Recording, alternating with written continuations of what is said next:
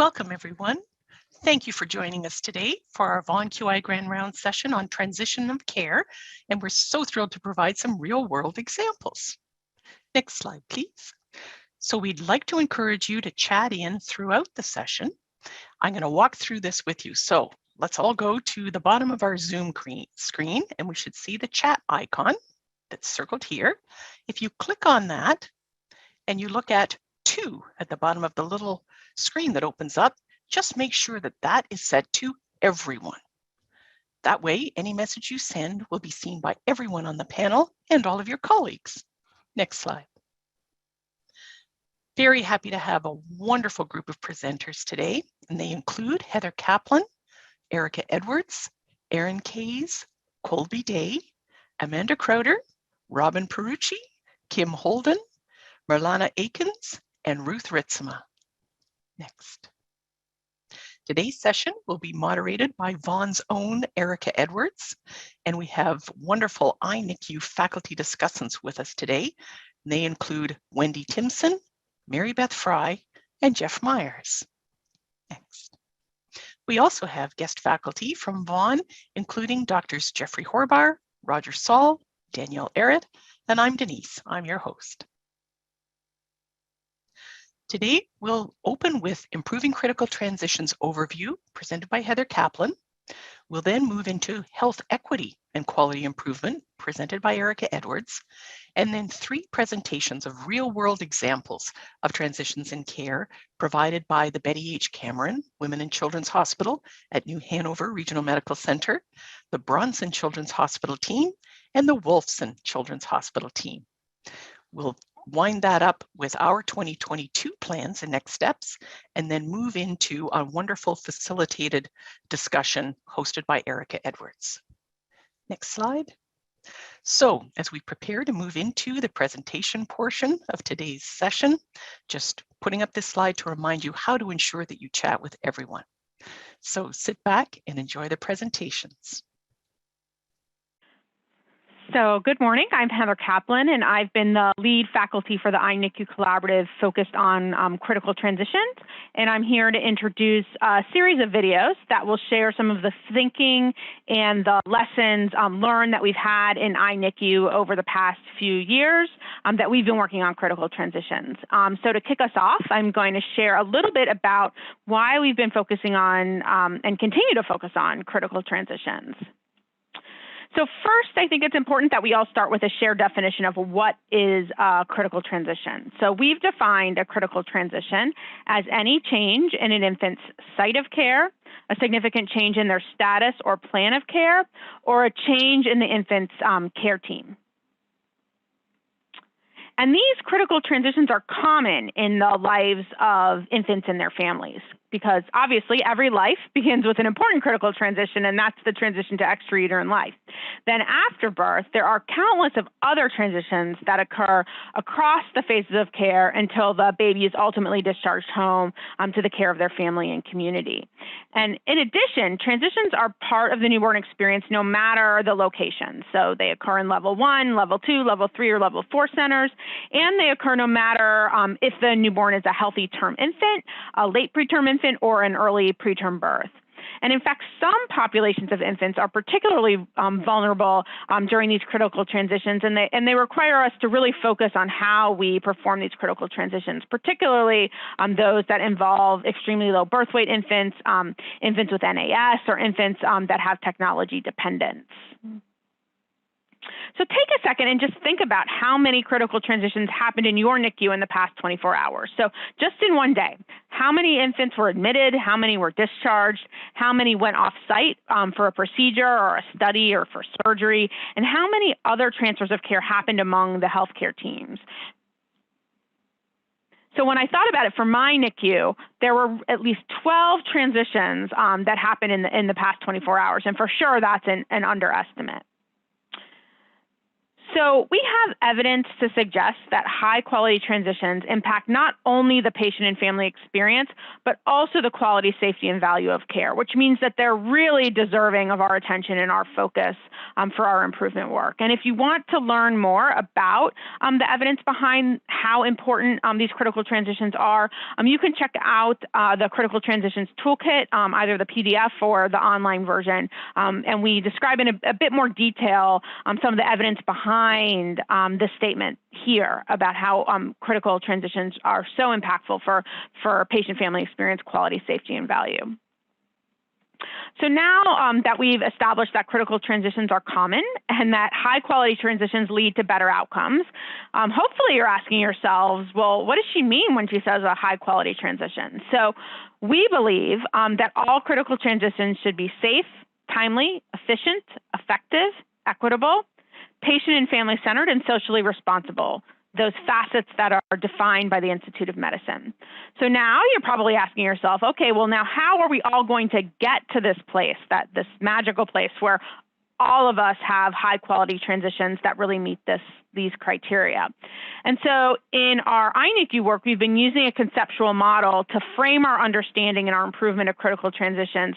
And that conceptual model really helps to provide a new lens to understand, to redesign, and to improve all the different types of critical transitions that patients and families experience, really to ensure that they meet these IOM criteria of being safe, timely, effective, efficient, equitable, patient and family centered, and socially responsible. So we have used the key driver diagram framework that most of you are familiar with to really translate that conceptual model into one that can drive action. So our SMART aim, which is written generically here, for you all to customize, is by X date, we aim to assure that all transitions of whatever population are safe, timely, efficient, effective, equitable, patient and family centered, and socially responsible. And we believe that the primary drivers of achieving critical transitions that meet these STEEPS criteria are communication, teamwork, health equity, family integration, and standardized processes. And we have identified a core potentially better practice for each of these drivers that we really believe, once you adapt to your local context, is going to help us all achieve the goal of improved critical transitions. And then we've also developed a number of change ideas designed to help you improve each of these drivers and to assist you with the implementation of the core PVP for each driver. Health and well-being are, to a large extent, determined by a person's education, access to quality healthcare, neighborhood and built environment, community, and economic stability. Together, these factors are called the social determinants of health, or the conditions in which people are born, grow, live, work, and age. The effects of the social determinants of health are particularly pronounced for infants requiring neonatal intensive care and their families. Black women have twice the risk of preterm birth as white women. Black and Hispanic mothers and infants receive care in lower quality hospitals. And socioeconomic disadvantages, such as poor housing, nutrition, education, and economic opportunities, increase medical and neurodevelopmental risk. These factors are often driven by societies built on racism, segregation, and inequality.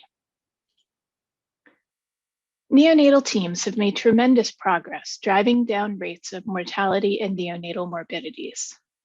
In 2018, all or nearly all units in VERMONT Oxford Network were achieving rates of death and infection as low or lower than the best 10% of units did in 2005.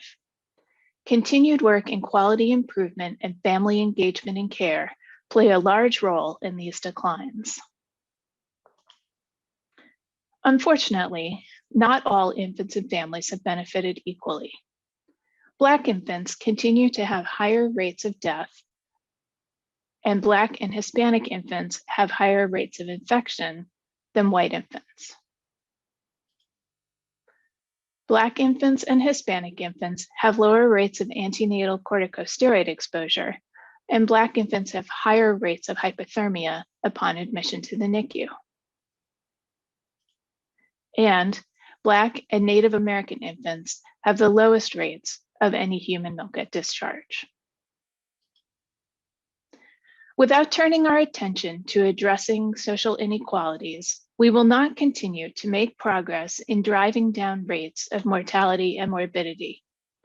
We need to learn how to practice social medicine as well as technical medicine.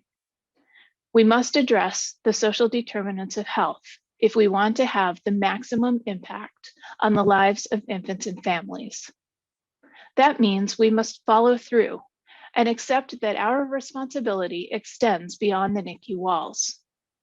Following through will improve the long-term health and well-being for all the infants and families we serve.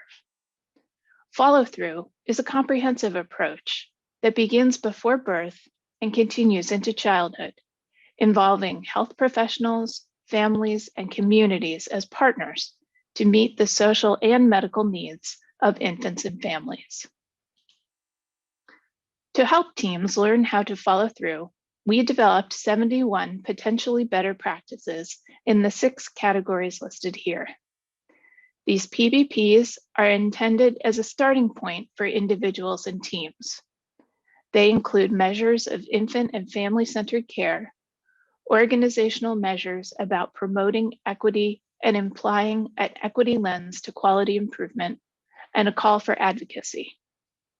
We know that a list of 71 PBPs sounds daunting, so we encourage teams to start with those that make the most sense for you and your unit. Hi everyone, my name is Erin Kays. I'm the Quality Improvement Coordinator at Betty H. Cameron Women's and Children's Hospital at New Hanover Regional Medical Center. I'm excited to have this opportunity to share our team's Critical Transitions project with you.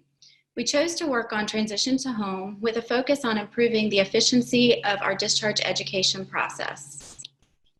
I have nothing to disclose. We are a level 3, 45-bed private room NICU located in Wilmington, North Carolina. We have an average daily census of 40 with about 700 admissions per year, 15% of those being outborn. We have a unit-based transport team, full-time surgical services, and we support 8 surrounding counties. Family-centered care is supported by a strong leadership team and 2 paid family leaders with an active family advisory council. We have been participating in Vaughan Quality Improvement Initiatives since the year 2000. While conducting a mapping exercise back in 2016, we had identified issues with our transition to home process, including delays in initiation of discharge teaching, as well as the completion of required procedures. Using interview questions from the iNICQ Critical Transitions Toolkit, we began interviewing a sample of nurses, medical providers, and ancillary staff regarding their perception of the discharge process. We used a Likert scale and found unclear process and variation from provider to provider to be the most common themes.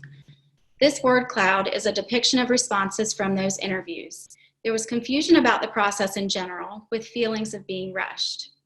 We mapped our current process and sought staff input by posting the map in the unit and asked for feedback during our daily huddles. It was during that time that we realized we didn't have any written materials or structured education for staff regarding the discharge expectations. I know you can't see it, but some of the issues identified on our map were unclear estimated discharge date, lack of standard work, and feelings of inconsistent medical clearance among providers. Knowing that last-minute education is overwhelming to families, to staff, and often delays discharge, we aim to increase the percentage of discharges where all screening and education are complete and documented the day prior to discharge from 50 to 80%. Previously, we'd only required hands-on CPR classes for parents of high-risk infants and aimed to increase that participation to parents of all VLBW patients from 40 to 85%. In our current state, we lack standards to fully integrate families into the discharge planning process. We developed our driver diagram to focus on infant readiness, parent readiness, and standardization of the process. We created a discharge checklist as well as developed a discharge class. Pre-COVID, we planned for the class to be taught in a classroom setting, but are now planning to test via Zoom with a small number of families. We developed a resource book to assist the nurses with making pediatric follow-up appointments, which contains the most direct phone number with ideal times to call each office. We standardized processes such as our vaccine and home medication pickup and teaching. Most of our PDSA cycles related to the creation and implementation of a discharge checklist. We originally developed this checklist for our long-term or medically complex patients. Following use with those patients, we realized this tool could be helpful for all infants who are transitioning to home. We have a color-coded acuity system with the color green representing transition to home. Our plan was for the green, or transition to home, acuity designation to drive the initiation of the checklist use. Then we found that clarification was needed regarding the whole acuity system. There was confusion surrounding what was to be the actual driver. Was it the green acuity designation, or was it the transition to home order set deployment? One would assume that if an infant is designated transition to home per this acuity tool, that the transition to home orders would be placed simultaneously. What we found was that some providers were deploying the order set at 34 weeks, others were ordering when there was an anticipated discharge date within 2 weeks, and sometimes the order set got missed completely.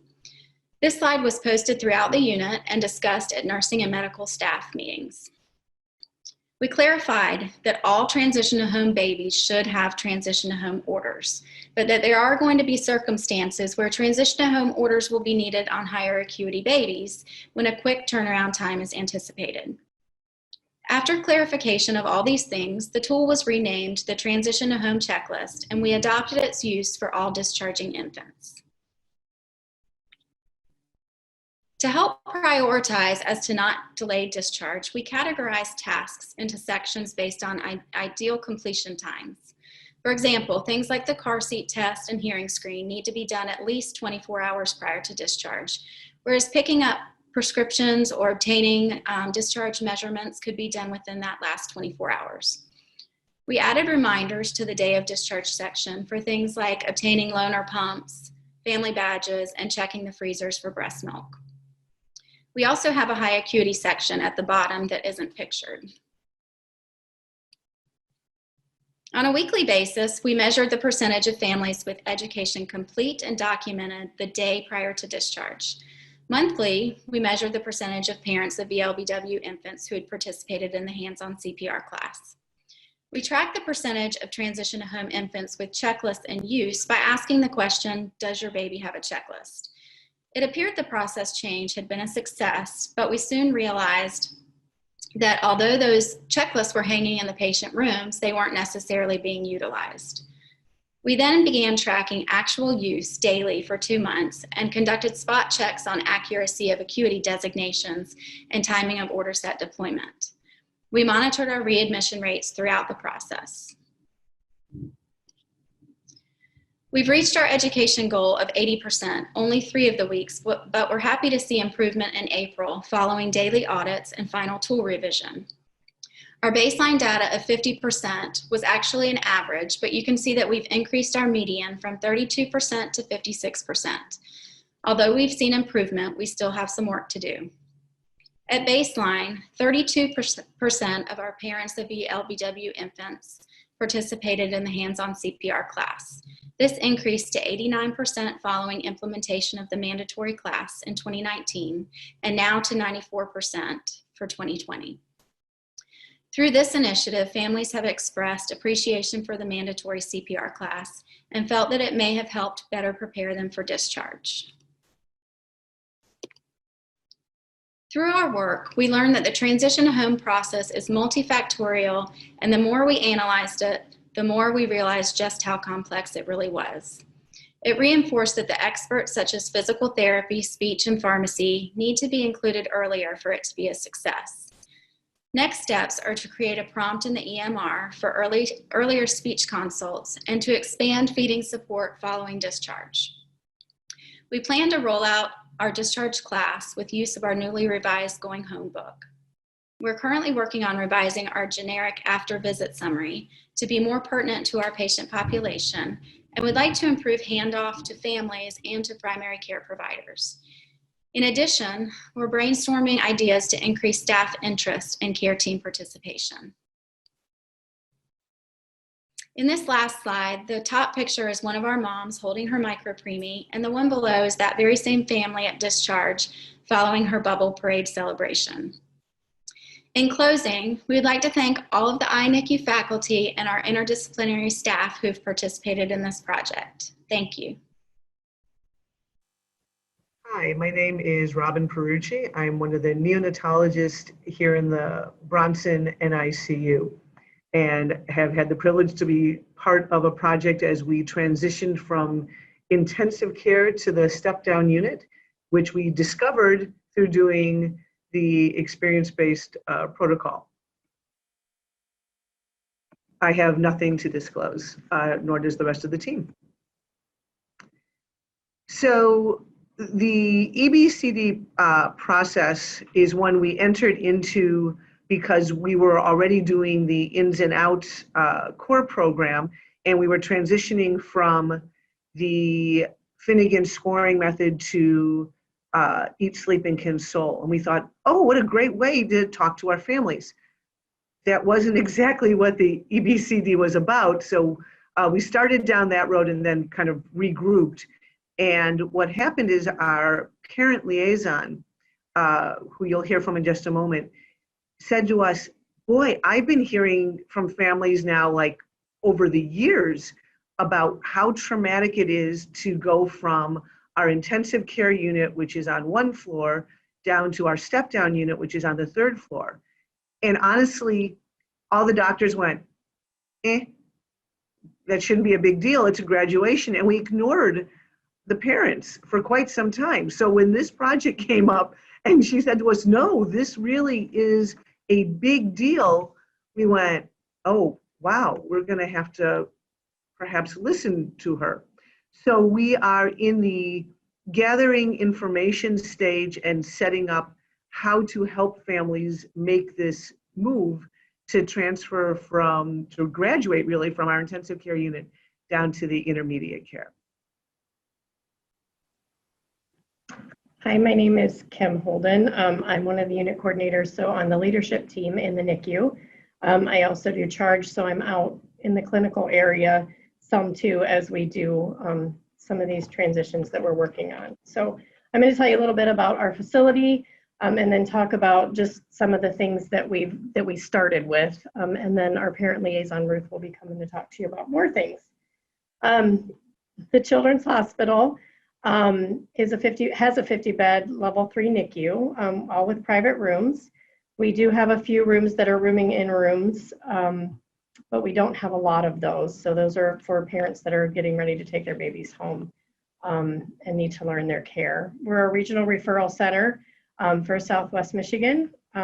We are an urban teaching, birthing, and transport hospital with about 600 admissions a year. Our patient population ranges from babies that are with extreme prematurity through term infants, including babies with complications due to prematurity, congenital, genetic, or transition issues, and pre- and post-operative surgical needs. Hi, I'm Ruth Ritzema. I'm the parent liaison here at Bronson's NICU. Through the interviews and family discussions, we learned that transferring to the step-down unit was very difficult for families. From the family perspective, parents felt ripped away from the support of the staff that they considered family. They were frustrated by the slower process in the step-down unit while their baby worked on feeding and growing. So progress in intensive care is relatively quick.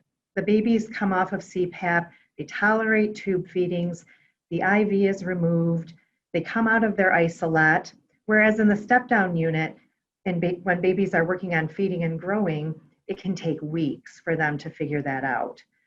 We also found that parents were afraid of the change. They were afraid of losing the trusted team that knew their baby. The babies are monitored a bit differently in the step-down unit. A couple of the families spoke about germ exposure while moving through the hospital and moving into a different room. But across the board, Families described this as one of the hardest changes in their NICU journey. So our biggest aha was that the clinical staff looked at the transition as a graduation or one step closer to home, whereas the staff felt that families would be happy to make the move. When we realized the difference in thought between staff and families, we saw an opportunity to change. Scripting was created to discuss the step-down unit with families. This includes criteria for when the baby may move to step down, the different focus of the step-down unit, which is feeding and growing. We explained to parents that they have a more active role in the baby's care in the step-down unit. We also tell families that the same neonatologists will care for their babies because they work both in intensive care and in the step-down unit. We also share with them that they will see some familiar nursing faces as well. We have a core nursing team, so we communicate with the families that the core people will be staying in intensive care, but they will have a new core staff in the step-down unit that have a skill set for feeding babies and helping them to move home. Families will be given a tour between 30 and 32 weeks gestation if the baby is stable. And then when the family does move, the core staff from intensive care will check on them within 24 to 48 hours. So the Parenting in the NICU book was created to empower families. This gives families information about what's happening on the unit at various gestational ages and what parents are able to do with their baby each week. And then in the step-down unit, we are also working on creating additional signage to let families know that when it's near their baby's care time, different things that they are able to do on their own with their babies. So since we've implemented the changes, we've gathered comments from families. Some of the comments are, looking forward to coming down. It'll be exciting, like one step closer to home. And another family said, I'm excited for him to come down so we can move on to home. Step down, that's our new goal. So we've had some very positive feedback from families after implementing some of the changes. So we would like to thank the entire team at Bronson who helped with making these changes. So the NICU graduate parents, neonatologists, the NICU leadership team, step-down core nursing, the nursing staff in intensive care, our developmental committee, transitions coordinator, and I'm the parent liaison. And I would also like to thank the Vaughn leadership for inviting us to share our work. All right, well, hi, I'm Colby Day. I'm a neonatologist with the University of Florida in Jacksonville, and I'm going to be talking with Amanda Kruder, who's our clinical resource nurse here at Wolfson Children's Hospital, about a project on improving shift handoff in a lower acuity NICU setting. This is Amanda and I, and we do not have any financial arrangements or disclosures today. So Amanda and I work at Wolfson Children's Hospital in Jacksonville. It's a 57-bed NICU. It's a regional referral center, and it has the full spectrum of neonatal care. So that includes all of our subspecialists, our surgical services, cardiac surgeries, and also ECMO services in the NICU. Wolfson is also a large delivery hospital. We have about 3,200 deliveries per year. And the majority of the unit is an open bay unit, but we do have a separate step-down unit that's called Weaver Tower and has 11 private rooms for families to stay in. The Weaver Tower is in a separate location in the Children's Hospital, and it has a core group of NICU nursing staff that primarily works there, although there's some overlap in the nursing staffing between the main NICU and the Weaver Tower. And infants move to the Weaver Tower from the main unit when they're approaching discharge. Primarily, the Weaver Tower census includes our typical feeder grower babies that are either on room air or on respiratory support that's intended for home. And not every baby goes to the Weaver Tower before going home from the NICU. We try to use those rooms for families that are going to need to room in and practice feeding or work on practicing home equipment before they're discharged. We are having a new critical care tower that's also being built that will increase us to about 80 beds, and we will have a full single room NICU at that point. So a unit-wide initiative to implement bedside shift report was started in November of 2019. This had become a concern in our unit because we'd had a significant increase in some patient safety events, including unplanned extubations, peripheral IV infiltrates, medication errors, et cetera. And so we found when we did a deep dive into these problems that our shift report between nurses was lacking structure and often wasn't occurring actually at the bedside. So while this handoff initiative was very successful in the high acuity patients in our NICU, we discovered that critical discharge readiness information was being missed during handoff on our lower acuity patients. As part of the iNICQ initiative, we had participated in the biannual Von Day audit. And in these audits, we consistently demonstrated that critical information was being missed in nursing shift handoff, primarily in our lower acuity patients. And I included here on our slide a screenshot of the question that I'm referring to in the Von Day audit. On the day of the audit, every infant in the unit has a series of questions that are answered that relate to multiple transitions of care that may have occurred. And the final question for each infant is asked of the bedside nurse and relates to the type of handoff that was performed at the start of their shift and whether there were any critical issues that were uncovered that should have been addressed in a handoff. We haven't had a very high number of positive screens for this question with the audit, but the few that have screened positive had one common theme, and that's that they were occurring in our lower acuity patients. So this led us to identify an area of improvement, namely the need to improve handoff in less acute patients. Hello, everyone. My name is Amanda Kruder, as Colby said, and I am the clinical resource nurse for the NICU at Wolfson Children's Hospital. In response to our identified need for improvement, we developed a multidisciplinary task force in June of 2020, including bedside nurses, advanced practice practitioners, neonatologists, dietitians, NICU pharmacists, and our discharge coordinator. We started by discussing what actually needs to be included in shift handoff for these less acute patients and how we could operationalize a change in handoffs. We decided to focus on our patients in the Weaver Tower step-down unit, as these are a very discrete set of lower acuity patients with a smaller group of core NICU nurses. Our overall SMART aim is to improve nursing shift handoff in the Weaver Tower step-down unit patient.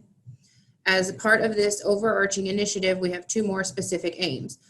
One, we aim to increase the percentage of nursing handoff that occurs at bedside to 100% by November 2020 and to sustain this improvement through June 2021. Two, we also aim to improve the content of nursing handoff for the specific step-down population by achieving 100% adherence to step-down handoff guidelines by November 2020 and to sustain this improvement through June 2021.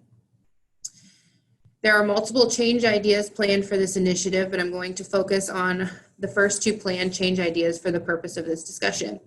Our first change idea was to create nursing shift handoff guidelines that were specific for Weaver Tower patients. The second change idea was the creation of an audit sheet for bedside nursing handoff that specifically tracks whether handoff occurred at the bedside and whether the discharge checklist was discussed, which is change idea number 3. We have identified specific metrics to follow for each of these change ideas. This project was originally created and tailored for our higher acuity patients. The guidelines for those patients included more emphasis on patient safety and the extra steps in verification of orders, IV fluids, lines, drains, tubes, ventilator settings, etc. It was noted as that the project continued on, there was a need to tailor the guidelines for our lower acuity patients with a focus and emphasis on discharge planning, oral feeding progression, parent education, and safe sleep initiatives. Many safety checks remain the same, but some of our guidelines were removed or altered to better align with the patient population. Our second change idea focuses on the audit sheet that is at every bedside in the Weaver Tower and requires bedside nursing to document at each shift handoff whether the handoff occurred at the bedside and whether the discharge readiness chart was reviewed.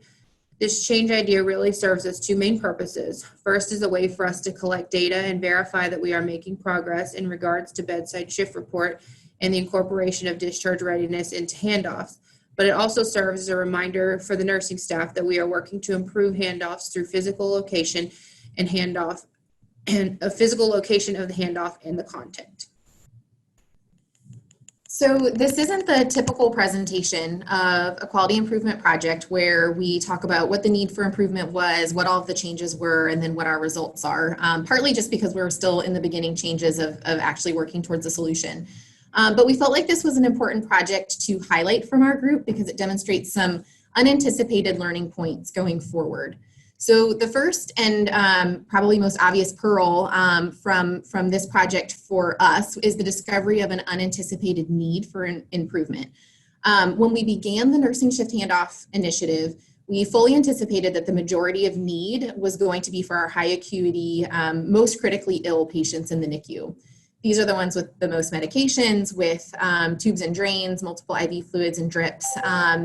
And so they just seemed like they were going to be the patient population that was most likely to have critical errors and missed information in a handoff. And certainly we did see a significant decrease in handoff-related patient safety events and error reports with this critically ill population after the initiation of the bedside shift report. But we didn't predict that nursing would identify the lower acuity patients as being the highest risk population for missed information in this handoff until we delved into the project more. A second pearl is the need for identification of strong champions. We were able to accomplish this by working to establish buy-in from our advanced practice providers and our bedside nurses that work primarily in the Weaver Tower. And then the third point is we found an opportunity to incorporate facets of other targeted improvements in this initiative. Namely, our group had been discussing the need to focus more on discharge readiness and education for families that are on the launching pad for going home. And we've been able to incorporate those needs into this Weaver Tower Shift Report Handoff initiative. We'd like to thank our Wolfson Children's Hospital NICU staff and NICU families, also the UF Jacksonville Division of Neonatology, and then also our Vaughan iNICQ faculty for all the guidance and support that they've given during this iNICQ Transitions initiative, and the Annual Quality Congress faculty for giving us the opportunity to share our quality story. Thank you. As we move into 2022, our focus will be handoffs. These are critical because they are so prevalent, and the accurate exchange of information supports the best care for babies and their families. On average, there are 2 handoffs per infant per day for multiple disciplines. We can easily envision handoffs between nurses at the bedside with families, between respiratory therapists, charge nurse to charge nurse, and providers, including advanced practice practitioners, residents, fellows, and attending neonatologists. If we consider a 30-bed NICU with 4 types of handoffs occurring twice each day, that is 240 critical communication opportunities. Sharing a few of the change ideas in our handoffs toolkit, we see use closed-loop communication techniques to communicate critical information, use NICU-specific simulation to assist in teaching and gaining comfort with the use of standardized handoff tools. And as we consider the critical role of families in effective communication regarding the status and plan of care for their infant, consider holding at least 1 daily handoff in the patient room to facilitate family participation, and conduct service changeover at the patient bedside. So you can see that our focus on handoffs for 2022 is relevant to the entire care experience and each phase of care. Revisiting Vaughan's Quality Circle programs and courses, we are developing a series of online educational packages. The first was released earlier this year, responding to neonatal abstinence syndrome. Later this year, we will launch our QI Foundations course. This course will be based on our tested and refined Sequence to Achieve Change. This foundational course will be an excellent resource for all Quality Circle members and can help your center expand its capacity for QI work. It is also a wonderful resource for family partners on your QI team, providing them with QI knowledge and skills to fully partner to effect improvement. Because membership in the Quality Circle occurs at the center level, those beyond your NICU can also benefit. We will be rolling out a simplified method for sign-up of unlimited members from your center. All of our Quality Circle programs and courses generate continuing education credit, and in 2022, we will release our antibiotic stewardship course. I hope you will join us in the Quality Circle for 2022 if your center is not already participating in the Quality Circle, and that includes iNICQ. Our NICU teams are also members of the Quality Circle. You can enroll your center at the address shown, which is included in the handouts for this day, or you can contact the iNICQ coordinator, my colleague, Pam Ford. The cost of the Quality Circle is $7,500 for 2022, plus your center's core membership fee. Enjoy the rest of your day, and thank you from all of us at Vermont Oxford Network. Thank you, Denise, and to all of our presenters. I'd like to invite the presenters and the faculty to come off of mute and turn on your video, and so that we can have a conversation about what we've learned today.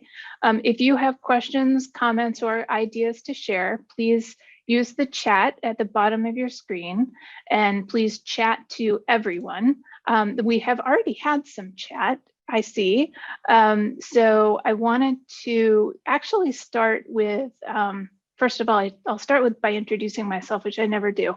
I always forget. I'm Erica Edwards, and I'm the Director of Data Science at Vermont Oxford Network and a faculty member for iNICQ and NICU. And I wanted to start with my colleague, Jeff Myers, and his comment early on in this presentation. And Jeff, I'll ask you to introduce yourself when you respond. But you made a comment about a shared mental model, which I think is really important. It came up in discharges, and it also came up in, I think, probably in the Bronson presentation as well, from a different perspective. And I was wondering if you could just elaborate on what you mean by a shared mental model and how that plays into all of these critical transitions. Yeah, absolutely. Thanks, Erica. So Jeff Myers, I'm the medical director of the NICU at Golisano Children's Hospital in Rochester, New York, and I'm one of the iNICQ faculty. And I think that, so the idea of a shared mental model, right, I view it as like a common framework by which we're all functioning and working in. And ideally, we all have a good idea of what each of us are doing and contributing in a process. But in healthcare, and certainly in the NICU, almost all of our processes are much more complex than we think they are. And I think even a relatively simple process, and we've seen some examples on, I know during one of our iNICQ webinars recently on standardization, we uncovered that is that a simple process of moving a patient from the incubator to the parent for skin to skin involves a lot of steps with many individuals, different tasks, roles, and responsibilities. And I think that often we think that we all know what that process looks like, and then we actually talk about it and realize that it's far more complex, and there are different aspects of that process that we haven't thought about. And so I think it was the Betty Cameron example of creating a process map really uncovered that there were a lot of extra steps and other considerations that they hadn't really thought about as a team, and can be so valuable to underscore why having that shared mental model is so important when you're doing improvement work. That's great. And the Bronson presentation, I see that Kim has joined us. Thank you, Kim. Also brought in the family aspect, which I think is so important. And Kim, I was really interested in your Parenting in the NICU book. And I was wondering if now you have something. Oh, it looks like you have others in your room. Hello, everybody. I was wondering, do you have a shared mental model now for the transition from the step-down unit to home? Do you have a similar book that you're using to help people get home? Oh, and you need to unmute yourself. There you go. So we have one in the works, and our next year transition, we're hoping to work on some more of that. The discharge criteria, much like the other presentation, some of those things were really interesting to us that presentation, that person talked about. So I don't know that we have one yet that we're using, but we will be in the future, I think. Mm-hmm. We had somebody comment that she truly appreciates the perspective of the family navigator, and she's interested in incorporating parent panels into the evaluation of discharge processes. So have you at Bronson continued to use what you learned from EBCD? Are you continuing to do experience-based co-design with families? So we are, we're talking about next steps for our, for what we're going to work on for discharge criteria and how that affects families. And I think that Ruth, do you have some things you want to add? Ruth is our parent liaison and she's here. So I'm just going to turn the camera a little. So we are currently working on coming up with a family engagement team so that we can do some more experience-based co-design projects. So I have a group of 10 to 14 families that are ready to be interviewed, and then we're working on getting a staff team together. And next year, we're looking at the discharge process so that we can continue to do the experience-based co-design, utilizing experiences from families as well as the staff. So it's very exciting. That is really exciting. And we had a question from Maria De Castro. For those with case or care managers in your units, what are their primary responsibilities in the transition to home? Do they focus on complex discharge needs? Does anyone have a discharge coordinator? And Wendy, I think you might have some experience with this. Sure. Thanks, Erica. Thanks for that question, Maria. My name is Wendy Timpson. I'm a neonatologist at Beth Israel in Boston, and also one of the iNICQ faculty, along with Jeff and Barb and others on the call. So I'll just actually speak to our Beth Israel experience with this. We have a handful of case managers, and they do end up focusing a lot of their time on the more complex discharges. And we found that there was a gap in facilitating the less complex discharges. A lot of the things that Maria mentions in her chat, you know, making sure the newborn screens are done, or the car seat testing or CPR testing, CPR teaching that's been mentioned already before. And we actually developed a role for a discharge coordinator who is a NICU nurse. She has been a NICU nurse in our nursery for over 30 years. So she knows our system very well and knows community resources very well. And we were successful at getting that position funded. And we've been tracking some measures around some similar measures to those that we've heard about today.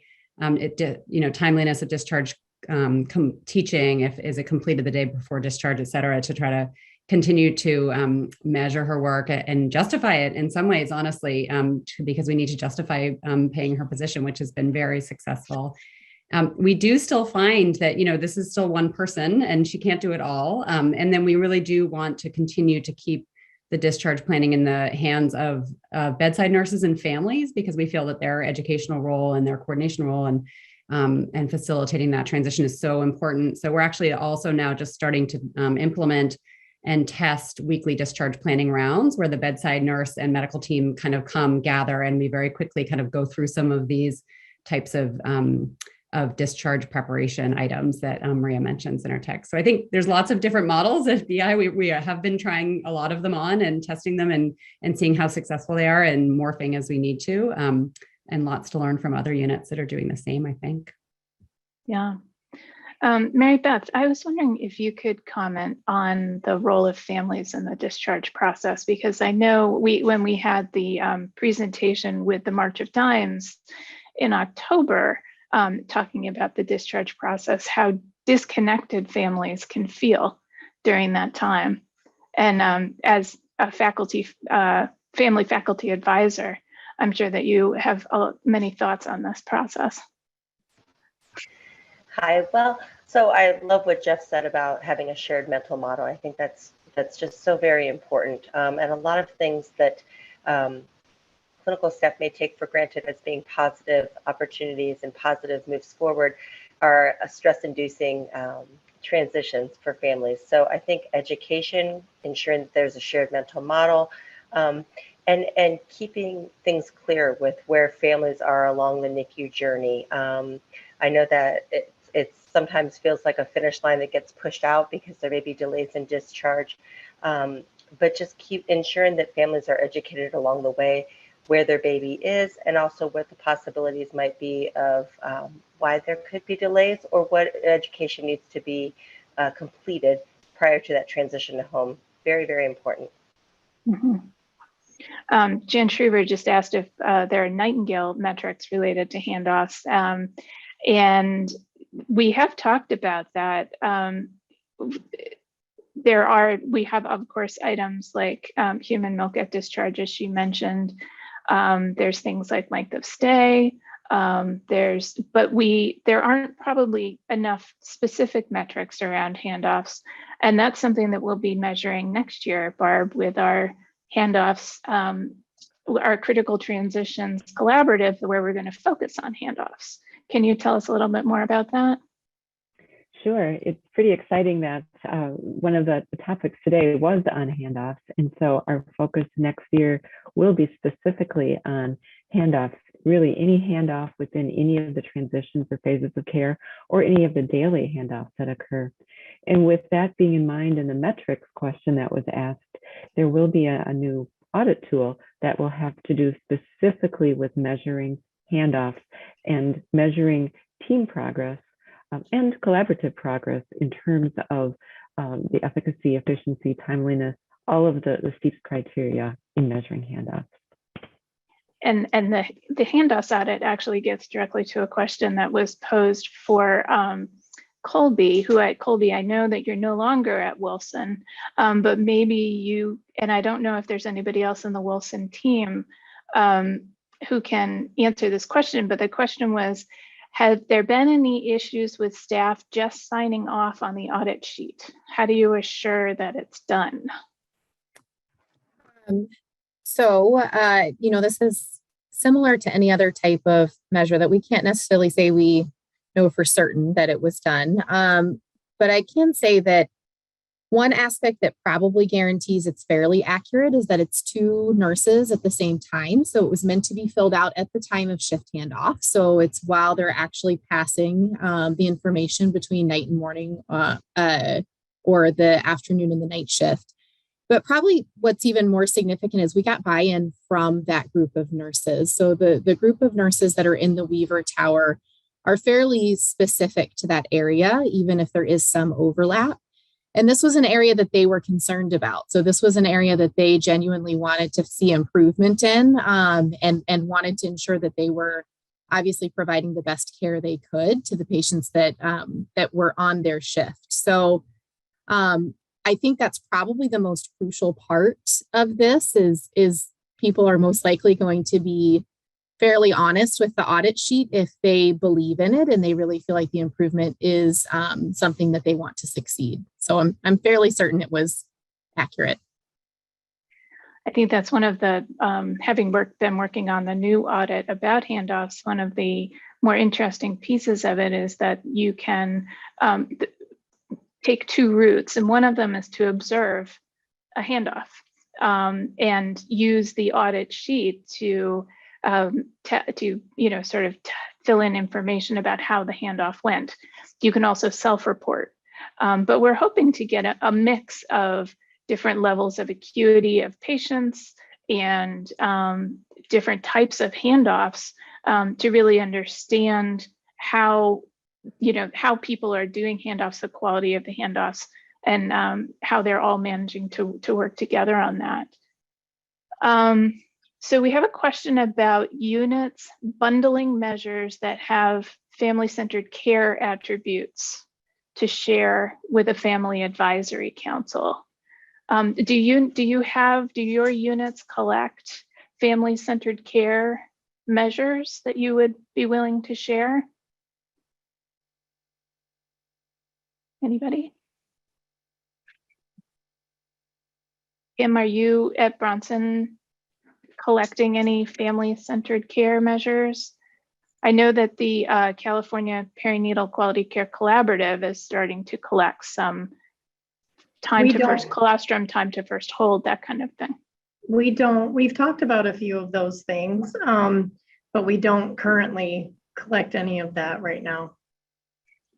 Jeff, are you collecting any at in Rochester? Jeff or Colby? Colby can tell you about a statewide initiative that she was leading before she came to Rochester and that we're going to participate in, actually. Oh, great. Yes. So this is in reference to the Florida Perinatal Quality Collaborative. So it's called the PAIRED Initiative.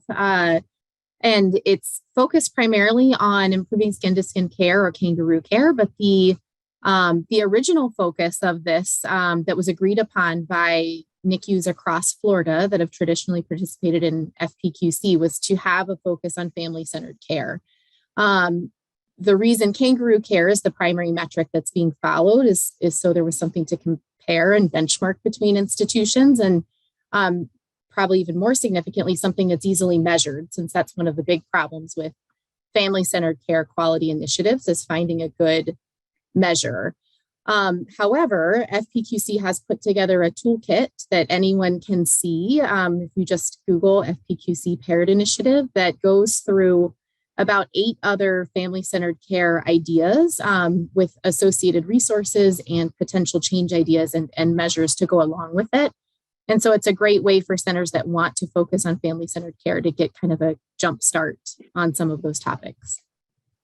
And of course, as Jeff mentioned, the standardization of the skin-to-skin transfer process was something that we talked about at the iNICQ standardization webinar earlier this fall, when we broke into small groups and tried to think about all the different steps that were involved and how complicated it can be. So from that standpoint, it's also, obviously a critical transition that teams are making.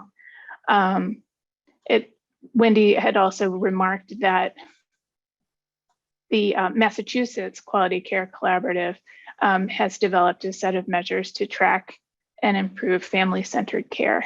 So there's some great work going on out there in measuring family-centered care, which I think can be pretty challenging to measure, but is obviously a huge part of the critical transition process involving the families. It's particularly interesting when you think about, again, the shared mental model and some of the transitions that are made, and how what seems extremely obvious to one person is not at all obvious to somebody who isn't medical, to a family member. So I think that involving the families and all of that is critically important. So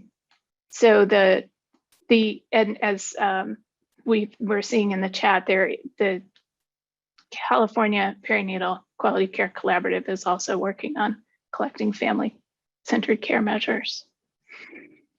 Well, in our last few minutes here, does anybody else have any thoughts on, I'm sorry that we didn't have somebody from Betty Cameron join us today, because Jessica had posed a question actually that maybe Jeff and Wendy, you could just answer about teaching CPR, choking, and safe sleep for all NICU graduates, all infants graduating from the NICU. Is that something that, or for parents, I guess, of infants graduating from the NICU, is that something that you do for all infants? Or is it something that you only do for subsets? Definitely covering this, and Jeff, I'll hand over the mic to you in a sec. I'll be quick, but definitely covering that information is part of the AAP recommendations around safe discharge for NICU patients. But I will say I wonder if there's variation in how that teaching is done. So is it the bedside nurse versus an actual class versus something online? So I wonder if that might be where the variation in what Betty Cameron was referring to, because there are many different modalities, of course, by which you could teach those concepts. Yeah, I'd just echo what Wendy said. I think that's probably true. I mean, it's certainly true in our unit that there's different ways to ensure that those concepts are done. And in some states, there's actually state regulations around that type of education needs to be done and documented before discharge. Oh, that's interesting. I didn't realize that. She also mentioned something about a purple period for crying, which I had never heard of in her question. I don't know if that means any. I'm scrolling back through my questions, but right. It caught my eye too, Erica. I don't think that's a common language that we're all using out there. So I'd be interested to hear what the context was for that. Yeah. We have no shared mental model around purple periods. Oh, Tara says it's in reference to colicky babies. then I will just thank everybody for joining us today. Thank you to our faculty and panelists thank you to the panelists so much for sharing your knowledge. We truly appreciate it. And if we don't speak to you again, thank you for being a part of our worldwide community that is transforming newborn care. And have a wonderful holiday season and a safe entry into 2022. May 2022 be better to us than 2021 has been. Thanks very much. Take care, everyone.